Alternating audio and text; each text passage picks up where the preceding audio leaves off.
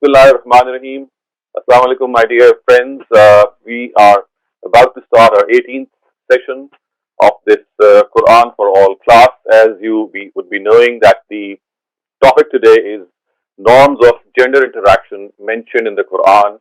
Of course, the Quran has detailed out these directives for the purpose of all of us when we visit one another and in the presence of boys and girls and men and women, when we are together, there is a certain decorum that we need to follow, and that is precisely what we are going to discuss. So, as far as this decorum is concerned, first of all, do bear in mind that this decorum is primarily discussed in these verses that you have before you in Surah Nur, which is the 24th Surah of the Quran. So, do remember the fact that primarily the norms of gender interaction, the decorum of gender interaction is something which is discussed in Surah Nur. And of course, there are some other directives which are also discussed in Surah Ahzab, which we'll be discussing presently. But do remember that they do not relate to any gender interaction sort of a thing. They have an independent purport, and we will be discussing that a little later down today. So I'll start off by reading the text. It says, Ya ayyuhallazina amanu la tadkhulu buyutan ghayra buyutikum hatta tasta'nisu wa tusallimu ala ahliha dhalikum khayrul lakum la'allakum tazakkarun فإن لم تجدوا فيها أحدا فلا تدخلوها حتى يؤذن لكم وإن قيل لكم ارجعوا فارجعوا هو أزكى لكم والله بما تعملون عليم ليس عليكم جناح أن تدخلوا بيوتا غير مسكونة فيها متاع لكم والله يعلم ما تبدون وما تكتمون قل للمؤمنين يغضوا من أبصارهم ويحفظوا فروجهم ذلك أزكى لهم إن الله خبير بما يصنعون وقل للمؤمنات يغضضن من أبصارهن ويحفظن فروجهن ولا يبدين زينتهن إلا ما ظهر منها وليضربن بخمرهن على جيوبهن ولا يبدين زينتهن إلا لبعولتهن أو آبائهن أو آباء بعولتهن أو أبنائهن أو أبناء بعولتهن أو إخوانهن أو بني إخوانهن أو بني أخواتهن أو نسائهن أو ما ملكت أيمانهن أو التابعين غير أولي الإربة من الرجال أو الطفل الذين لم يظهروا على أورات النساء ولا يضربن بأرجلهن ليعلم ما يخفين من زينتهن وتوبوا إلى الله جميعا أيها المؤمنون لعلكم تفلحون. So these are the words are so majestic and they're full of splendor that an Arabic reading it really enthralls you. So let me just read out the translation. It says, "Believers, do not or enter not the houses other than your own, until you have introduced yourselves and wished peace to those in them. This is best for you that you may be heedful. Then if you find no one in the house, enter not until permission is given to you. And if you are asked to go back, return, for this is purer for you. And Allah has knowledge of all which you do. It is no sin for you to enter non-residential places in which there is benefit for you, and Allah has knowledge of what you reveal and what you conceal. O Prophet, tell believing men to restrain their eyes and guard their private parts if there are women present in their houses, in these houses. This is purer for them. And indeed, Allah is well aware of what they do. And tell believing women to restrain their eyes and to guard their private parts and to display of their ornaments only those which are normally revealed, and to draw their coverings over their bosoms. And they should not reveal their embellishments to anyone except their husbands or their fathers or their husbands' fathers or their sons or their husbands' sons or their brothers or their brothers' sons or their sisters' sons or other women of acquaintance or their slaves or the subservient male servants who are not attracted to women or children who have no awareness of the hidden aspects of women. And they should also not stamp their feet in order to draw attention to their hidden ornaments. Believers, turn to God in repentance that you may prosper."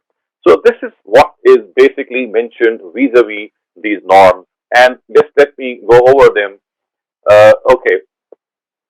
that these norms, of course, are meant to safeguard the society from various problems and from various moral issues that may arise. So I'm going to spell out these uh, directives in a seriatim way, one by one, so that you are able to gauge what we have just read. So we read the whole verse, and remember the important thing that you need to realize is that these directives which are being given have that sole purpose which the Quran has mentioned twice in this passage. It says, Zalikum azkalakum, which means this is something which is purer in your heart. It purifies your heart. So, first of all, the important thing that we have to realize in this regard is that as far as these directives are concerned, these directives basically are, they relate to our inner purity. So, the Almighty wants us to be purified individuals from our inside. And this decorum, this conduct which we need to follow, basically is not to impose any restrictions, but it is meant to make us pure from inside. Okay, let's start off with these directives one by one. I have just summarized these directives the way they have been mentioned in this paragraph which I just narrated before you. So, the first thing is that if friends, relatives, or acquaintances visit one another, they should follow a certain decorum. Okay, and that decorum, of course, is spelled out in this verse. It says that in case the visited place is non-residential, no formal permission is required, which means that, uh, like places like hotels, rest houses, guest houses, parks, offices, meeting places, you don't need to seek permission. And as far as places are concerned in which you are living, then we have to seek permission. And when it says that you have to seek permission, actually the best way to do that is to introduce yourselves. And when you introduce yourselves, the best way to go about that is, as the Quran says, just let me point out the verse as it says. Uh, so you see, the very first words which this verse mentions is, uh, you have wished peace to them, which means that you have said Assalamu alaikum. So the first of these is that the decorum that has to be followed is that you should not barge into someone's house. Of course, you should knock at the door, you should ring the bell, and at the same time, let the other people know, maybe through that, through various equipments. We have those doorbells, we have video doorbells today, but in olden times, of course, people used to either knock at the door or just maybe cough in a louder way and announcing that I am here, I would like to visit. And the way which the Prophet has told us, or the Almighty has told us, and which of course the Prophet has followed as well, is that we should say Assalamu alaikum. And you know what? It has been said here. It has been said here that if the people there are not in a position to welcome you, because you see, it's not always that you go through an appointment. When you are visiting friends and relatives, at times you just go in, and there's this element of chance there that a person might not be ready to receive you. So the Quran tells us that if the people who are living there, they ask you to return, they say that we are not in a position to host you or welcome you, then you should turn back and not feel any ill will for that house. You see, this is something which is very important because often we think that whenever we go and visit people, it is our right to enter, especially when we are going there with unannounced.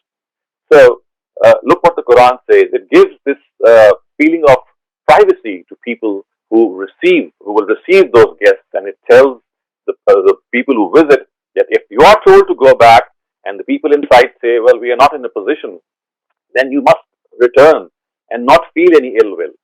So, and the second thing is that this permission that you need to take has to be is to be used when we are visiting residential places like our houses. However, when we are visiting non-residential places, and this is for this the word the Quran uses, or the expression the Quran uses is buyutan ghayra maskuna, which means that they are places of public interest, like for example rest houses, guest houses, shops, offices, marketplaces, etc. Okay, let's move on. And then the verses say In both types of these visited places, if women are present, then the divine directive is that both men and women should restrain their gazes. So this is the first directive given. And if you just go through these verses once again, you'll find that men are mentioned first, and then women are mentioned, and both are given this directive, the same directive, that you must restrain your gaze. And what does that mean? Obviously, it means that we should stop our gazes, our sights from taking undue liberty. It's like staring at the opposite gender in an indecent way, in trying to trace his or her body parts. And of course, the issue here is that we should not lustfully look at the opposite gender. And this is what exactly is meant by the words that we should restrain our gazes. In other words, lust should not be present. It is as if you are looking at your sister, maybe, or your mother, in which, of course, there is no question of any lust. So it's not that we are not allowed to look at the opposite gender. I mean, this is not the correct interpretation. Of course, when we are talking to one another, maybe you are in a class, maybe you are visiting your cousins, etc.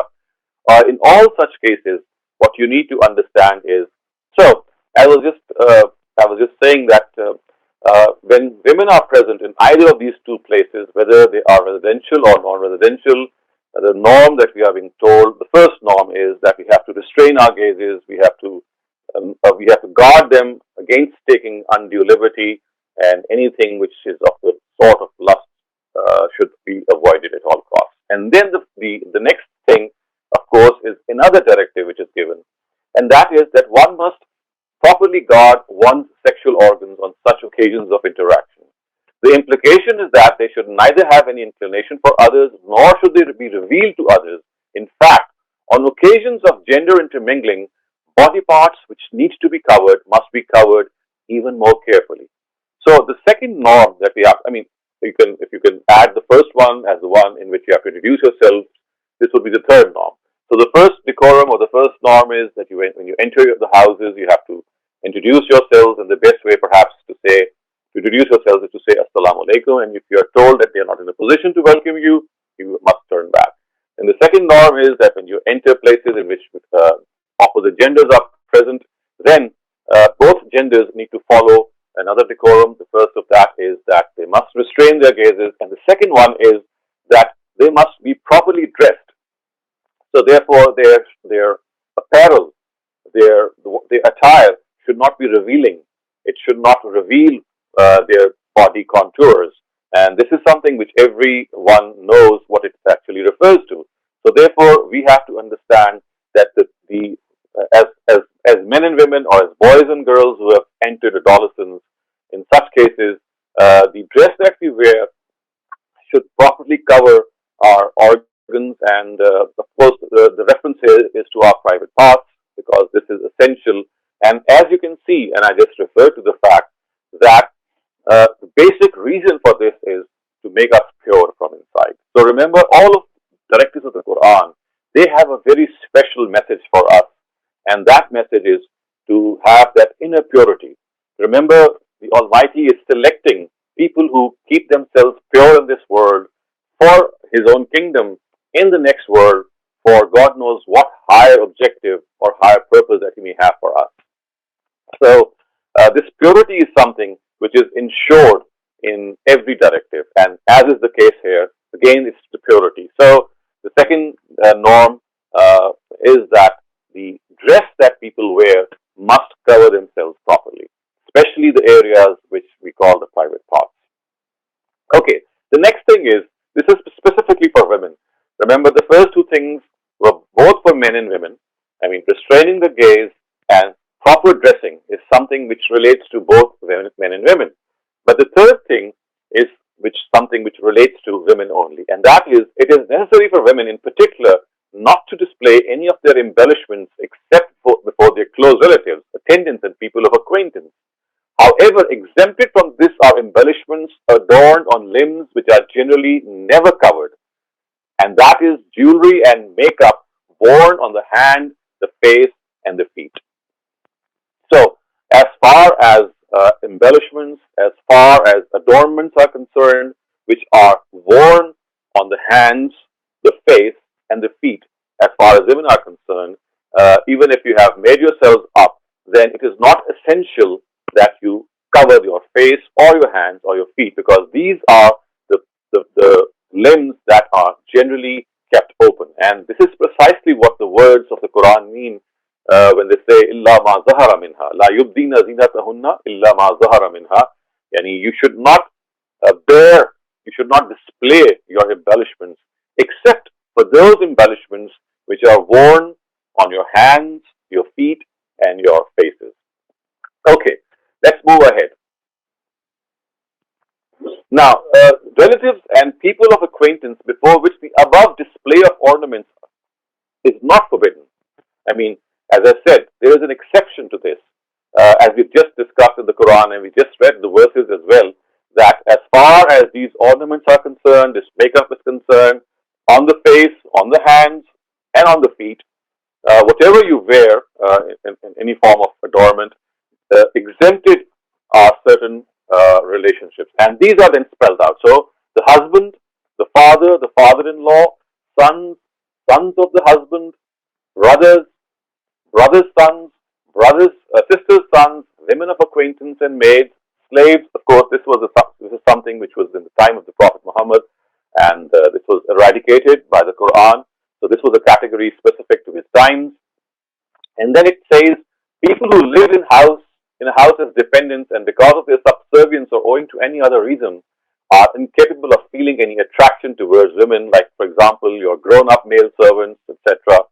And then children who are not yet aware of sexual matters, so young children, maybe toddlers or youngsters who are yet to enter adolescence, women they can display their embellishments before them. So this is as far as the one of these aspects is concerned. Now, another thing which is mentioned is that since the chest of women is the means of sexual attraction, and also there may be jewelry worn around the neck, they are further directed to cover their chests with a cloak on such occasions. In this way, the neckline shall also be covered as much as possible. If by some other means, then the cloak, its purpose is achieved, then this cannot be objected to either. So, in other words, this is another thing which women have been told, that because of the fact that as far as their bosoms are concerned, as far as their chests are concerned, of course, they have to be already they have to be already covered properly, because we've just discussed that directive earlier on, that you have to wear a proper dress which guards your private parts, and of course, a woman's chest is included in them.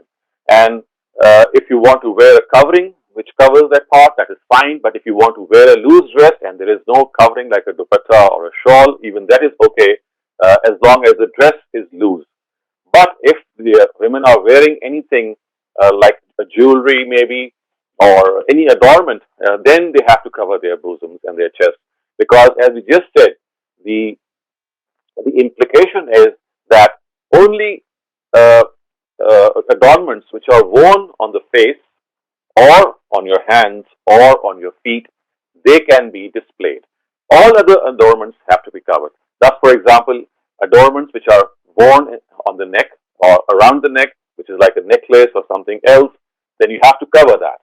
So all jewelry, all adornments other than the face and your hands and the feet, wherever they are, they have to be covered. So this particular directive of covering the chest is not because of the fact that is generally considered as an independent directive, because covering the chest or not displaying the contours of the chest is already mentioned earlier on when it is said that you have to guard your private parts. So it is here that you have to understand that what is being said here is that basically, if you're wearing jewelry on your front part, then in order to cover that jewelry, you must cover it by a shawl or something similar to it. So, my dear friends, as far as the norms of gender interaction are concerned, we have covered them so far.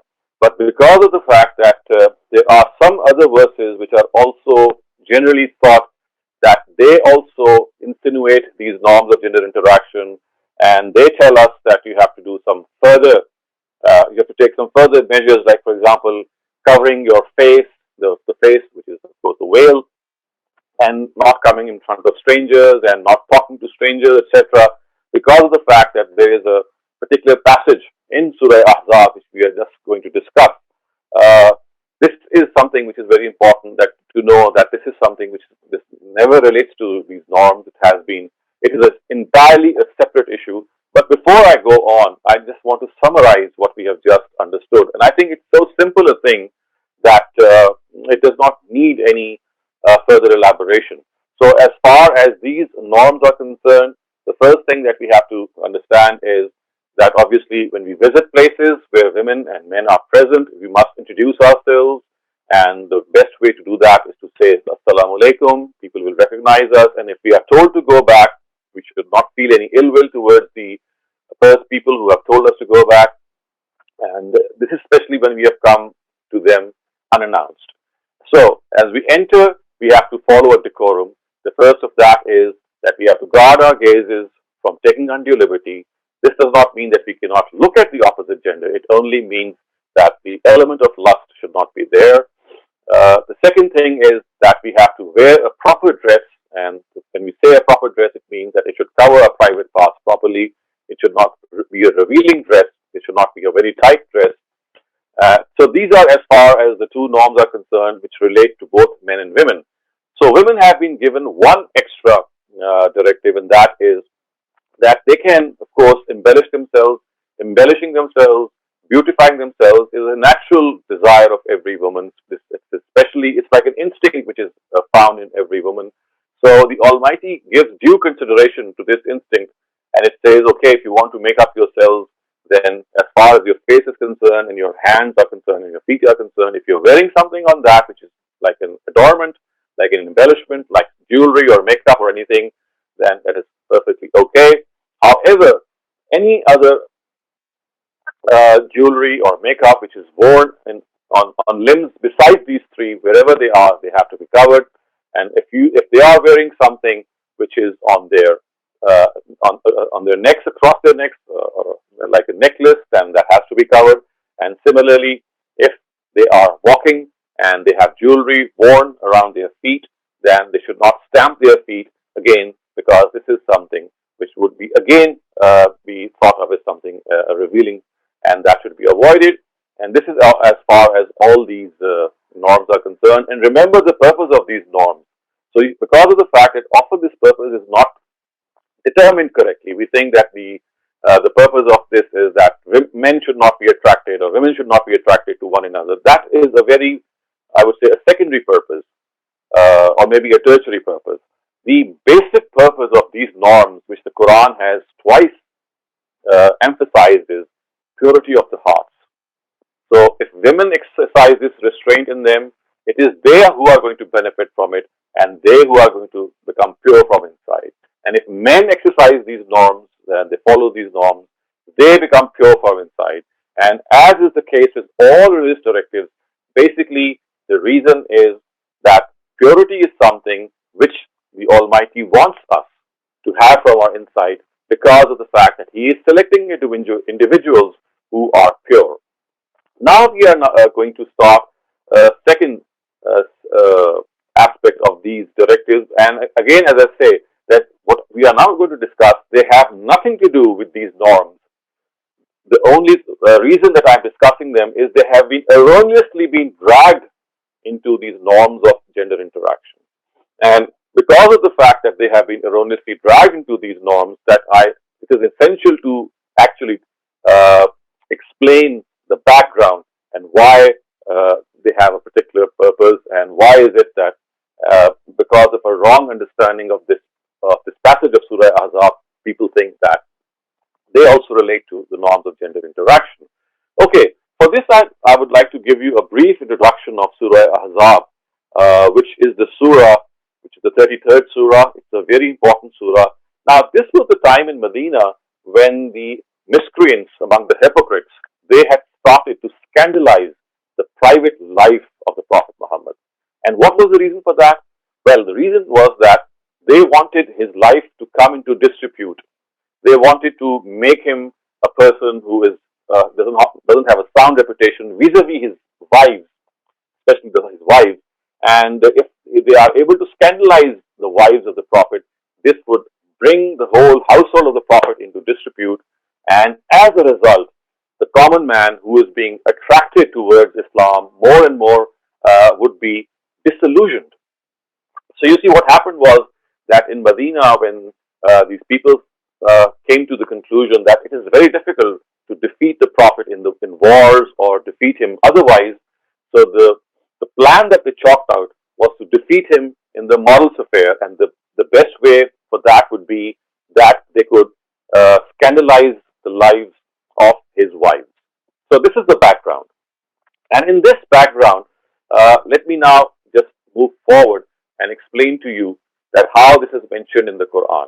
Okay, these are the verses which are mentioned in the Quran vis-a-vis the scandals that they would create. And it says, وَالَّذِينَ يُؤْذُونَ الْمُؤْمِنِينَ وَالْمُؤْمِنَاتِ بِغَيْرِ مَا اكْتَسَبُوا فَقَدِ احْتَمَلُوا بُهْتَانًا وَإِثْمًا مُبِينًا يَا أَيُّهَا النَّبِيُّ قل لأزواجك وبناتك ونساء المؤمنين يدنين عليهن من جلابيبهن ذلك أدنى أن يعرفن فلا يؤذين وكان الله غفورا رحيما لئن لم ينته المنافقون والذين في قلوبهم مرض والمرجفون في المدينة لنغرينك بهم ثم لا يجاورونك فيها إلا قليلا ملعونين أينما ثقفوا أخذوا وقتلوا تقتيلا. So, a translation of this would be, and those who harass believing men and believing women for what they never did should know that they shall bear the guilt of slander and a grievous sin. O Prophet, in this situation, enjoin your wives and your daughters and the wives of true believers to draw over them a shawl when they go out. It will become possible from this that they be distinguished from other women and not be harassed. God is ever forgiving and merciful. If after these measures also, these hypocrites and those who have the element of jealousy in their hearts and the scandal mongers of Medina do not desist, we will rouse you against them, and their days in that city will be numbered. Cursed be they, wherever found. They would be seized and put to exemplary death. Now, what happened was, as I just said, that because of the fact that these hypocrites, especially the munafiqun, they wanted to scandalize the lives of the household of the Prophet, the wives of the Prophet. What they would do is they would try to come near these wives and talk to them in a way that would be, of course, not befitting. And then they would move and come to the society and say, well, today we had the chance of having a chit chat with that wife of the Prophet, and this is how she talked to me, and this is how I talked to her. Of course, scandalizing the way.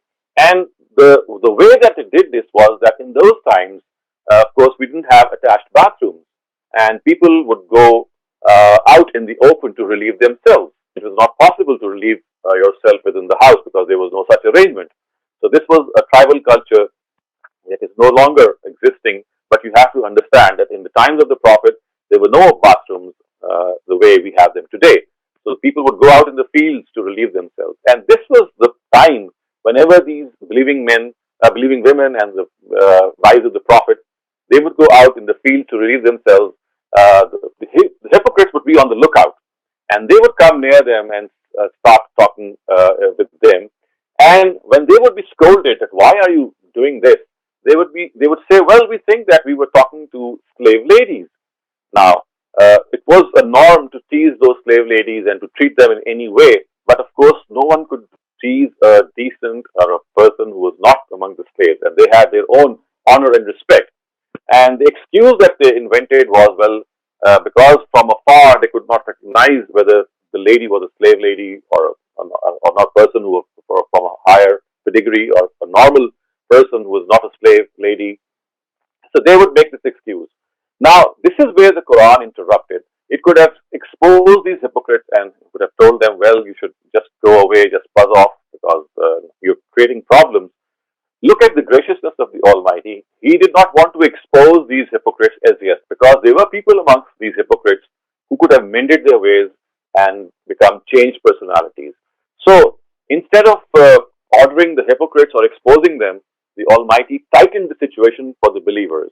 And He said that, well, in order to dispel this excuse that they give, that they were talking to slave ladies, when you go out, you draw a shawl over yourselves or you wear a shawl, and this would distinguish you from slave ladies, because in those times, these slave ladies would not cover themselves when they would go out.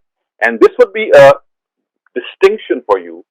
And as the words clearly say, ذَلِكَ أَدْنَى أَنْ يُعْرَفْنَ فَلَا يُؤْذَيْنَ, that you would be then recognized as decent women, as normal women, and you would not be harassed. So you can clearly see that the measure here of drawing a shawl or wearing a shawl, first of all, it has been wrongly interpreted as if it is told that you have to cover your face.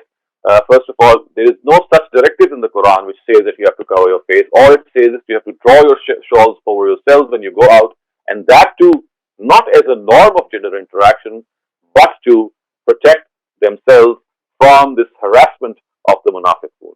So this is the first thing that you have to understand, that the wives of the Prophet and believing men, because of the fact that this harassment was going to really have a telling effect on the common man, so these believing women were told to exercise this special measure. It's like a distinctive feature from their apparent attire, the dress they would be wearing.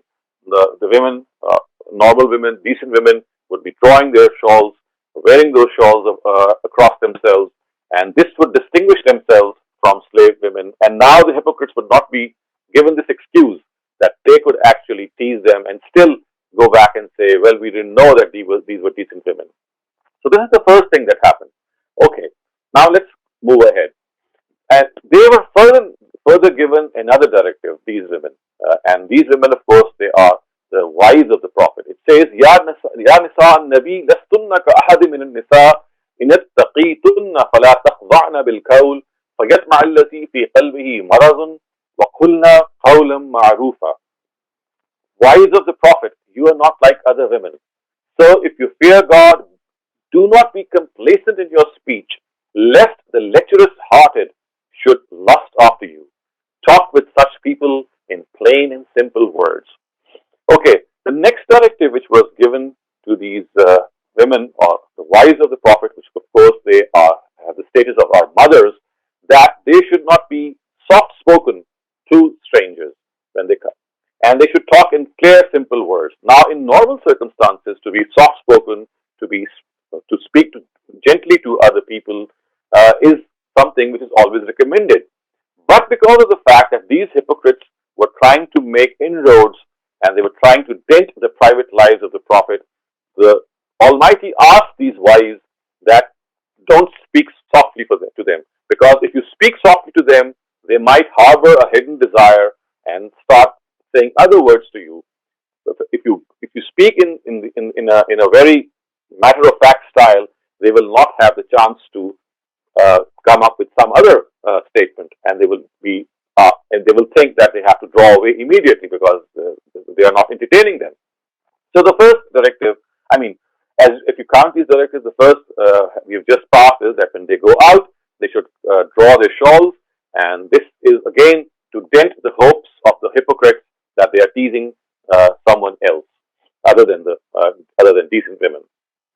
And the second thing that the wives of the Prophet were told, remember in the first one, it's not just the wives, it is the wives and all believing women who have been told, because of course this teasing was not confined to the wives of the Prophet. It was also confined, it also related to general Muslim women. So that directive is for both. But when you come to this directive, this is specifically for the wives of the Prophet. As you can see, the verse starts off with the words, Ya Nisa an-Nabi, oh wives of the Prophet, you are not like other women.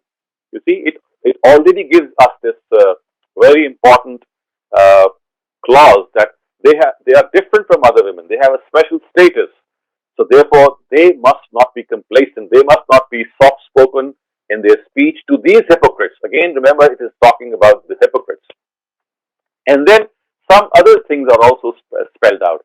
And that is, وَقَرْنَا فِي بُيُوتِكُنَّ وَلَا تَبَرَّجْنَ تَبَرُّجَ الْجَاهِلِيَّةِ الْأُولَى وَأَقِمْنَا الصَّلَاةَ وَآتِينَا الزَّكَاةَ وَأَطِعْنَا اللَّهَ وَرَسُولَهُ إِنَّمَا يُرِيدُ اللَّهُ لِيُذْهِبَ عَنْكُمُ الرِّجْسَ أَهْلَ الْبَيْتِ وَيُطَهِّرَكُمْ تَطْهِيرًا. Now look, another thing which has been stated here, and that is, and abide still in your homes, and do not display your finery as women used to do in the days of Jahiliyyah. Attend to your prayers, pay zakat, and obey God and His Messenger. Women of this house, the Almighty wants to cleanse you from the filth these hypocrites want to besmear you with, and to fully purify you. You see, once again, that purity is again discussed.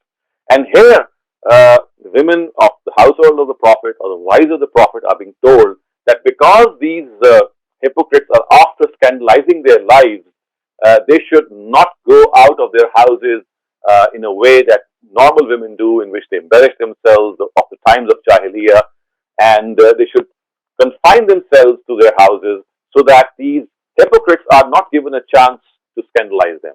So you see, once again, this directive has been wrongly interpreted, and people think that as far as women are concerned, this particular Quranic verse says that they must be confined to their homes. You see, look at the words, the first words of this verse. It says, and abide still in your homes. So a correct or even more blatant translation would be that stay put in your homes. But people don't, they don't understand that this is a directive which has been given in special circumstances only to the wives of the Prophet in order to prevent that scandalization from hypocrites. And when they have severed this verse from their context, what they have derived is that women should always confine themselves to their homes. They must not go out. So now you can understand that the way our traditional mindset looks at women and directives that relate to women, one of them is that the household is the center of activities of a woman. She must only go out for a very, very pressing need. Otherwise, the real circle of her activities is her house. Again, this has been wrongly interpreted because, as you can see in the context here, it relates to the mothers of the faithful or the wives of the Prophet, and that too in order to protect them from the scandalization of the hypocrites of those times. And the previous verse that we just studied also relates to something which has been wrongly interpreted. So you must have heard of this expression that even the voice of a lady is something which has been forbidden to hear. You might not have heard this maybe, but this is something which our traditional scholars present a lot, that even there is this element of privacy that must be observed in the voice of a woman, because the previous verse tells us that they must not be soft in their speech, they must not be complacent in their speech. No, this is not the case. I mean, again, that has a very special context, and the special context is that the hypocrites are being talked about. Okay, now let's move on to another directive, which these women of the household of the Prophet, which are mothers, they are like mothers to us. They were the wives of the Prophet. So, what was the directive that they were given while being asked to stay put in their homes? What was that? That was وَاذْكُرْنَ مَا يُتْلَى فِي بُيُوتِكُنَّ مِنْ آيَاتِ اللَّهِ وَالْحِكْمَةِ إِنَّ اللَّهَ كَانَ لَطِيفًا خَبِيرًا. Which means, and communicate to your visitors what is taught to you of the verses of God and the wisdom revealed by them. The Almighty is very discerning and all-knowing. So this actually means that instead of taking to the streets or going out frequently, they have to protect themselves from these hypocrites. And at the same time, there is a task that they have been given, and that is they must educate people who come to them. Of course, there were a lot of women who would come to the wives of the Prophet and they would ask questions, and other people as well. So they are being told that your basic purpose in life is that you confine yourselves to your houses and have a mission at hand, and that is teach the Qur'an, which is being revealed to the Prophet Muhammad, to those people who come and visit you. Okay. And then it seems that even after all these measures, the miscreants did not mend their ways. I mean, these were the measures which I have just described. So the Almighty gave some more directives to Muslims which were to be strictly followed. So here comes another set of directives. Again, this is because the Muslims, the hypocrites were still not willing to mend their ways. So the Arabic part is Ya ayyuhallazina amanu la tadkhulu buyutan nabi illa an yu'zanu lakum ila ta'amin ghayra nazirina inha walakin idha du'itum fadkhulu. فإذا طعمتم فانتشروا ولا مستأنسين لحديث إن ذلكم كان يؤذي النبي فيستحي منكم والله لا يستحي من الحق وإذا سألتموهن متاعا فاسألوهن من وراء حجاب ذلكم أطهر لقلوبكم وقلوبهن وما كان لكم أن تؤذوا رسول الله ولا تنكحوا أزواجه من بعده أبدا إن ذلكم كان عند الله عظيما إن تبدوا شيئا أو تخفوه فإن الله كان بكل شيء عليما لا جناح عليهن في آبائهن ولا أبنائهن ولا إخوانهن ولا أبناء إخوانهن ولا أبناء أخواتهن ولا نسائهن ولا ما ملكت أيمانهن واتقين الله إن الله كان على كل شيء شهيدا. So remember, we are studying those special directives which are being given to the wives of the Prophet in order to prevent those hypocrites from scandalizing their lives. Now, listen to this. Believers, do not enter the houses of the Prophet except if you are permitted sometime to enter for a meal. In such a case also, do not sit waiting for the food to be cooked. But if you are invited, enter, and when you have eaten, disperse. Do not engage in familiar talk, for this would distress the Prophet, and he would feel shy to bid you go. But of the truth, God does not feel shy. And if you ask his wives for anything, speak to them from behind the curtain. This is more pure for your hearts and their hearts. And you must not harass God's messenger, nor shall you ever wed his wives after him. This would be a grave offense in the sight of God. Whether you reveal or conceal them, God has knowledge of all things. It shall be no offense for these women, which of course refer to the Prophet's wives, to come before their fathers, their sons, their brothers' sons, their sisters' sons, their women of acquaintance or their slaves, and O women of the household of the Prophet, have fear of God. Surely God observes all things. So you can see that the two important things which are described here is that people, and in those times the Prophet was of course very hospitable. People would go, they would be invited to various, they would be invited by the Prophet to have food with him.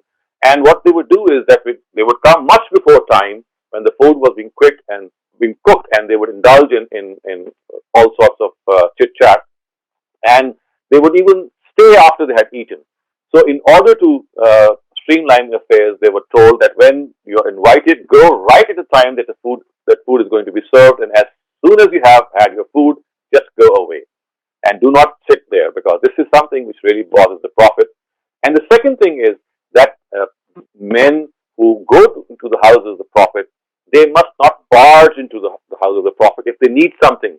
And at times you see the Prophet would provide them with various utensils of ordinary need, and these people would just barge into the houses and ask them, well, I need something like a matchstick or etc., anything which would be of common use. But they are told that they must ask the Prophet, must ask the wives of the Prophet from behind the curtain. So remember, in those days, we didn't have any doors the way we formally have today. Mostly there were the curtains who would be hung in front of the door openings, and this is how houses would be in their general shape. And people would barge into the house of the Prophet, and of course this would catch the wives of the Prophet unaware, and they would be not properly dressed at times. So they are being told that if they need something, they must ask from behind the curtain, and that is it. So this is another thing which of course protects the house of the Prophet from any undue problem. Okay, so as I said, these were the directives which were given to the Prophet in order to protect his household.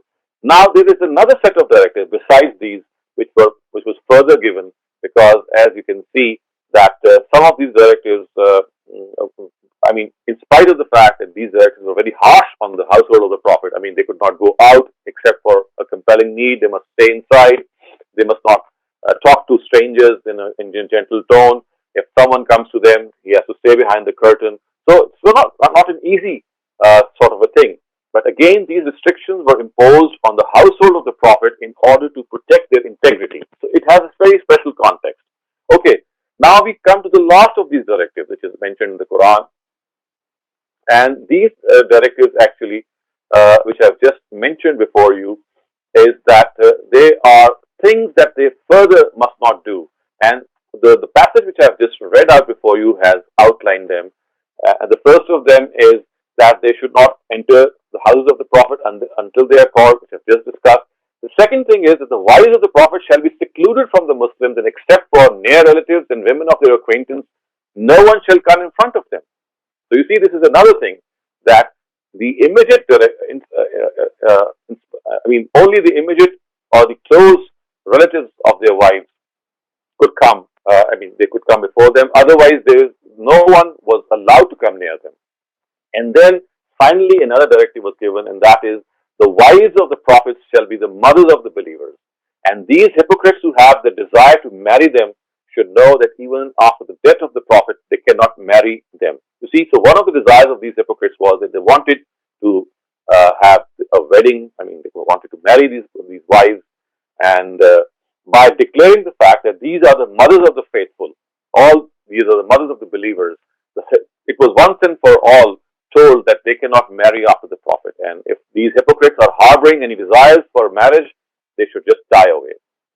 So, in these, words, I can now relate these directives to you in a more, I would say, direct way, that as far as these norms of gender interaction are concerned, they are all mentioned in Surah Nur, the first passage that we discussed. And as I said, I can just summarize them, that you have to enter a house through a certain decorum by saying Assalamu alaikum, and if you're told to go back, you should not feel any ill will. You must guard your gaze, which means that it should not take undue liberty. You should wear a proper dress. These are the two directives which are given to both men and women. And as far as embellishments are concerned, because this is a natural desire of every woman, the Almighty has given this a certain space and told them, well, they can do your makeup, they can do they can wear jewelry, but if they wear jewelry on any limb other than the face, the hand and the feet, then that limb has to be covered. In other words, if they are wearing jewelry on their chest, or they have made up their hair, or they are wearing jewelry in their arms or anything anywhere else, then that place has to be covered at all costs. And as a further deduction, you can say that if you are not wearing any jewelry, or if you're not made up your hair in any way, then you are not required to cover your head. You're not required to cover your hair, because that is only required when you have made up your hair. So you can clearly see that as far as these norms are concerned, they are so simple that I think it's very, very easy to follow them.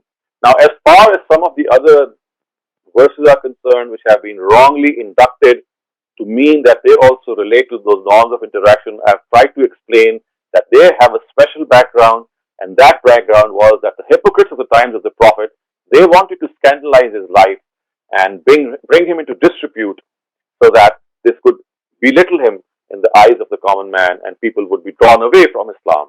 And for this, they started teasing the wives of the Prophet, and they started to do all sorts of things. And then the Almighty, as I said earlier on, He could have exposed these hypocrites, and He could have really taken them to task. But because of the fact that there were still people amongst those hypocrites, people of weak faith, that could have converted, that could have mended their ways, that the Almighty, instead of exposing those hypocrites, He imposed restrictions on the wives of the Prophet, especially, and they were told to stick to their homes. They were told to not be complacent in their voice with strangers. They were told not to come before general people, except for a particular circle of people. And this was a specific directive for them. And then when they had to go out to relieve themselves, then they and other believing women, they should wear a large shawl, and this should be a mark of distinction. And then other people, especially those hypocrites, would not be given an excuse to tease them, because the pledge or the excuse they would have was that they would say that, well, they are talking to slave women. And in those times, slave women would not cover themselves. So in order to make themselves distinct from slave women, believing women and the wives of the Prophet are told that they should go out. When they go out, they should cover themselves, so that they are not given this excuse. So you can clearly see that all these directives, from which the veil has been derived, from which the fact that you have to stick to your homes, for the fact that you must not come before strangers, and the fact that that you have to that people enter the houses and they have to remain away from those houses and ask for things behind a curtain. As far as all these directives are concerned, they have a very special context. They relate to the times of the Prophet, and they tell us how these hypocrites were really after the Prophet in bringing him into disrepute, so that Islam is in general is brought into disrepute. Because remember, this is the same time. It is exactly the same time in which that famous incident took place, in which one of the wives of the Prophet, Aisha anha, she was accused of adultery. And the incident of Ifk, which is also mentioned in Surah Nur, in which she was actually made to look as if she was a criminal, also belongs to the same period. And this again was the work of those hypocrites, because they wanted, as I said repeatedly, to somehow defeat Islam, if not by war, by some other means. And the means that they took in this case was to scandalize the private lives of the Prophet's wives. So I'll end my discussion here and my talk here, and I do hope that we are now able to make a distinction between what the Qur'an tells believing men and women to do and what actually has been wrongly pulled over and dragged into that affair. So just to recap one last time, that as far as these norms are concerned, two of them relate to both men and women. I mean, it's not being, I mean, women or men are not being singled out here. Restraining your eyes and wearing proper dress is something which is, it is related to both of them. Women have just been given one extra directive, and that too because of their own desire to embellish themselves. The Almighty says, well, you can go ahead as long as you want to. If you are wearing some makeup or jewelry on your face or your hands or your feet, you need not hide that. But at all other places, if you're wearing any jewelry or you've made up your hair or something like that, then that part has to be covered.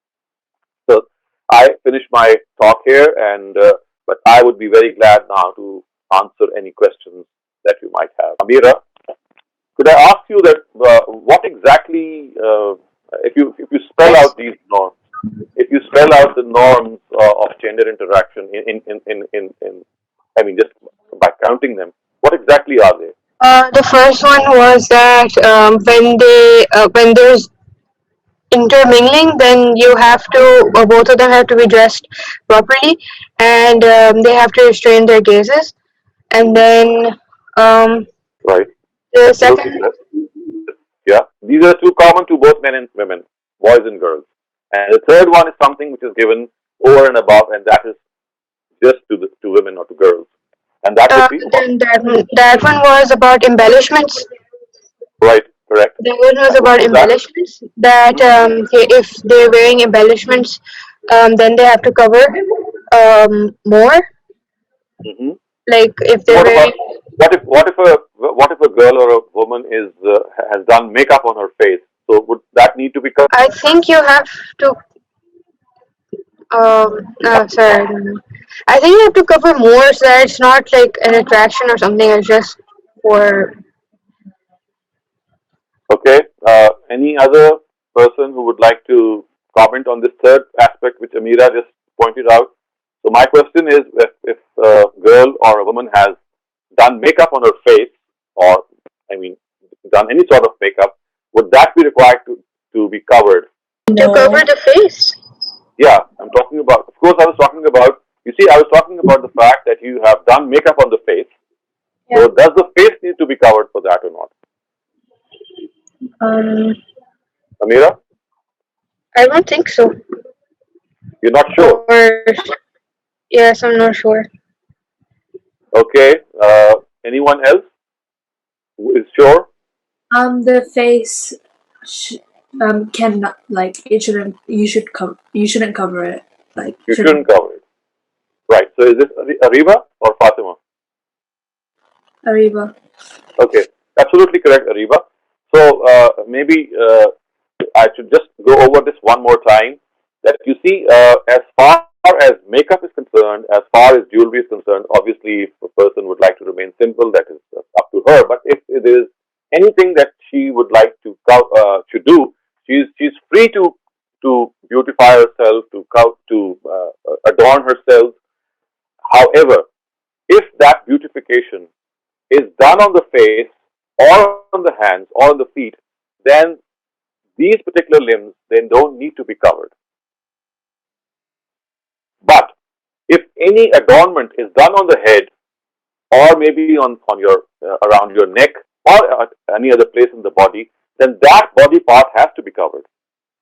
So the exception is for your face, your hand, and your feet. For this, you don't need to cover. But all other places, if you do some adornment, then they have to be covered. For example, in normal circumstances, you don't need to cover your head if you've not made up your head. Made up your hair. But if you wear some jewelry on your hair, or if you start to beautify your hair or embellish your hair, then the hair of it has to be covered. And again, if you ask this question that what exactly is the meaning of beautification, this is something that you can decide for your own self. It's not for people to point out. So personally, anything which you think as beautification or which comes under this thing, what we call as makeup or embellishment, whenever it is done on other than your feet, your hands and your face, then that body part has to be covered. Yes, Abdullah, go on. अस्सलाम वालेकुम sir, एक सवाल एक था इसमें जी कि ये जो सूरह नूर में आपने बताया ना कि ये आदाब है मिलने जुलने के, इस पे वो कहते हैं कि ये तो मस्कूना यानी घर के अंदर का जिक्र है, से अल्फाज से जाहिर है कि इस्लाम करके आओ, और बाकी भी यानी कि घर के अंदर के आदाब है कि जब काबिल एतमाद शख्स को अंदर बुलाते हैं उसके लिए ये नहीं कि बैर भी ये करते हैं। वो कहते हैं कि बैर के लिए फिर अलग सूरह अहज़ाब में आता है, और जो गैर मस्कूना है उससे मुराद ऐसे घर है। तो आपको मैंने समझा दिया ना कि जी वो गैर मस्कूना के बारे में तो ये कहा गया है कि वहां आपको सलाम करके अंदर नहीं आना। गैर मस्कूना के बाद आप क्या कहते हैं? वो कहते हैं घर ऐसे घर जहाँ मियाँ बीवी बच्चे वगैरह ना, आम जो कोठियां खुली होती हैं वो है गैर मस्कूना। नहीं, वो ये फिर गैर मस्कूना की वो तारीफ गलत कर रहे हैं। गैर मस्कूना मतलब पब्लिक प्लेसेस, इसका मतलब लोग नहीं होते। अच्छा वो कहते हैं ये और दूसरी बात ये कि सूरह अहज़ाब की तो मैंने आपके सामने तशरीह कर दी है ना, यानी जो बाहर की तो का लिंक ही नहीं है, वो तो नबी सल्लल्लाहु अलैहि वसल्लम की अज़वाज मुताहरात के बारे में खास डायरेक्टिव्स हैं जो दिए गए हैं, वो आम मुसलमानों से मुताबिक नहीं। जो बैर के लिए फिर यही होगा, क्योंकि बैर के लिए और तो कहीं आए नहीं है आदाब, बाहर और अंदर का कोई फर्क ही नहीं है। ये तो आपको बताया जा रहा है कि इसके अंदर ये जो बाहर और अंदर का फर्क है, ये लोगों ने सूरह नूर और सूरह अहज़ाब से पैदा किया है। हर जगह एक ही है। सूरह अहज़ाब में जो कुछ बयान हो रहा है वो तो नबी सल्लल्लाहु अलैहि वसल्लम, देखे ना, वहां तो अल्फाज ये हैं कि या निसा नबी लस्तुन्ना कहादिमिन निसा, ए नबी की बीवियों आप बाकियों की तरह नहीं है, आपको ये मुनाफिकीन छेड़ते हैं, ये तंग करते हैं, आपके लिए खास डायरेक्टिव है। इसमें अंदर और बाहर का की गलती लगी है, और यही तो मैंने समझाने की कोशिश की है कि सूरह अहज़ाब का ताल्लुक किसी पर्दे के या किसी मेल जोल के डायरेक्टिव से नहीं है। वो नबी सल्लल्लाहु अलैहि वसल्लम के जमाने के मुनाफिकीन की सरकोबी के लिए दिए गए थे, उसका कोई इससे ताल्लुक नहीं है। इस पे दूसरा ये कहते हैं कि जो स्लेव वुमेन के बारे में आप लोग कहते हैं कि वो जो है पर्दे के बगैर जाती थी, उनको इतना प्रोटेक्शन नहीं थी, तो ये भी गलत बात है। इस्लाम ने जो है ये तो नहीं कि स्लेव जो हो गया उसको भी ना किया जाए प्रोटेक्ट, उसके लिए कहने को तो बहुत सारी बातें कहते हैं, असल चीज तो दलील है ना। कुरान ने तो दलील दे दी है। कुरान ने तो ये बताया है कि ज़ालिका अदना अन युरफ़ना, कि ये आपकी तमीज है, ये आपकी डिस्टिंक्टिव फीचर है। इसका मतलब है कुरान मजीद आपको इत्तला दे रहा है कि अगर आप शॉल उड़ के जाएंगे बड़ी, तो ये आपको दूसरों से मुमय्यज कर देगी। तो ये तो कुरान ने बता दिया कि जो स्लेव ख़वातीन थी वो इस तरह की बड़ी शॉल नहीं ओढ़ती थी, तो और ओढ़ती होंगी, ये तो नहीं हम कह रहे। इसका ये मतलब तो नहीं है कि वो बिल्कुल बहना होती थी, वो कपड़े तो पहनती थी, लेकिन ये कहा जा रहा है कि जब आप बाहर शॉल ओढ़ के जाएं तो ये आप, अल्लाह ताला ये कहते हैं कि इससे आप पहचान ली जाएंगे कि आप शरीफ जातियां हैं। जी जी, ये तो कुरान ने बता दिया। अच्छा, गैर मस्कूना से यानी कि पब्लिक प्लेस मुराद है, ऐसी कोठियां नहीं मुराद? जी जी, पब्लिक प्लेस मुराद। सही। Once again, thank you very much, all of you, for being here and discussing this very sensitive topic. And if you have any questions, of course, we have that WhatsApp group. You can always ask questions in that group, or even later on. And inshallah, we'll see each other next week with a new topic. And until then, it is Khuda Hafiz from your teacher.